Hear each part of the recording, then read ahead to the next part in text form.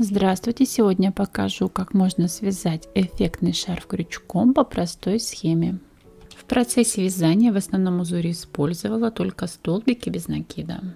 Столбики без накидов вязала за переднюю стенку петли, благодаря чему получился такой интересный узор. Вязала шарф по длинной стороне в ширину, но узор можно использовать и в горизонтальном направлении. По короткой стороне шарф можно оформить бахромой по желанию. На шарф размером 150 сантиметров в длину и 29 сантиметров шириной ушло 150 грамм пряжи. В 100 граммах 430 метров, составом 40% шерсть, 60% акрил. Вязала в 2 нити крючком 8 миллиметров.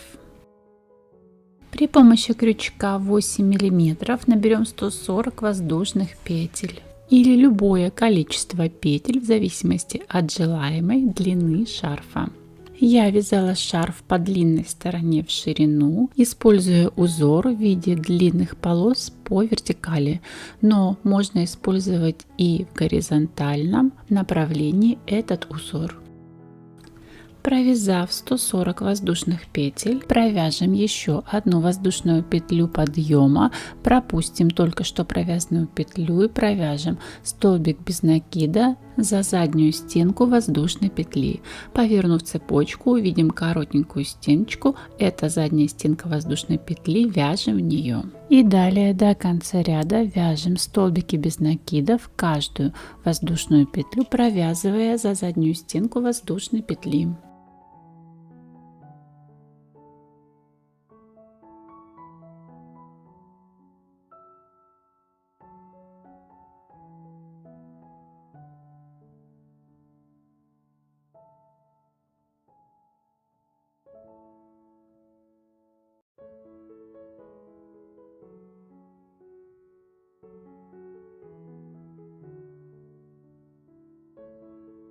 Провязав всего 140 столбиков без накида, приступим ко второму ряду. И в принципе все остальные ряды мы будем вязать по абсолютно одинаковой схеме. Воздушная петля, поворачиваем вязание и, не учитывая только что провязанную воздушную петлю, в первую петлю нижнего ряда вяжем столбик без накида. При этом столбик без накида вяжем за переднюю стенку петли нижнего ряда. И до конца ряда продолжаем вязать таким образом, провязывая всего 140 столбиков без накида в каждую петлю нижнего ряда, цепляя петлю за боковую стенку.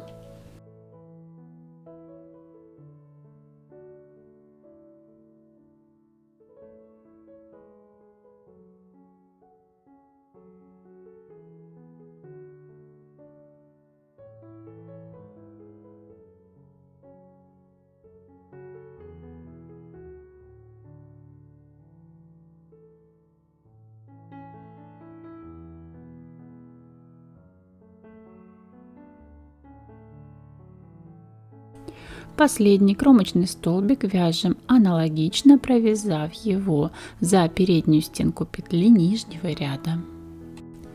Это и вся схема нашего узора, которую повторяем до необходимой ширины шарфа.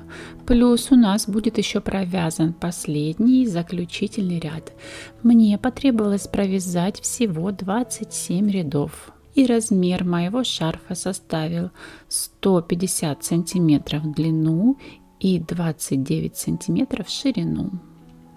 Провязав основное полотно необходимого размера, провяжем последний заключительный ряд.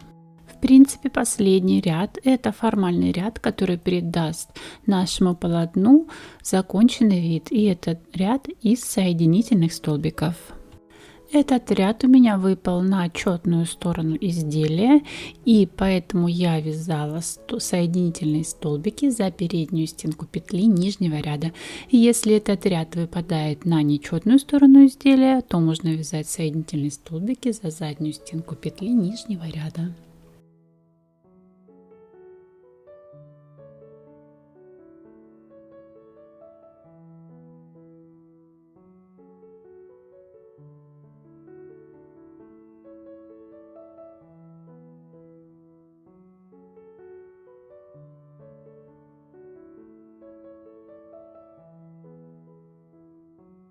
И провязав этот ряд соединительными столбиками, мы получим визуально одинаковую кромку с обеих длинных сторон полотна.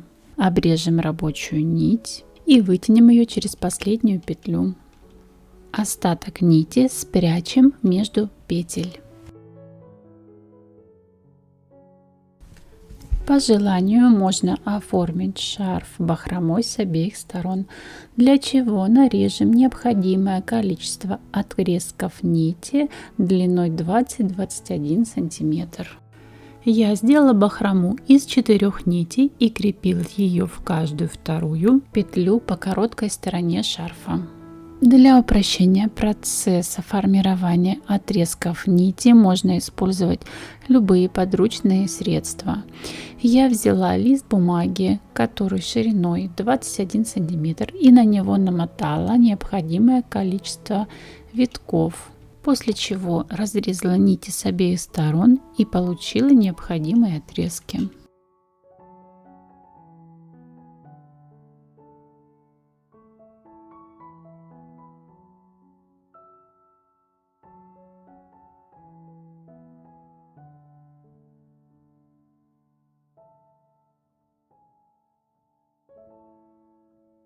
Сформируем бахрому, закрепив нити в каждую вторую петлю по узкой стороне шарфа. 3 отрезка сложим пополам, протянем через 2 верхние стенки первой петли и в получившуюся петлю протянем края нити, сформировав таким образом узелок. И аналогичные узелки завяжем в каждую вторую петлю до конца короткой стороны шарфа.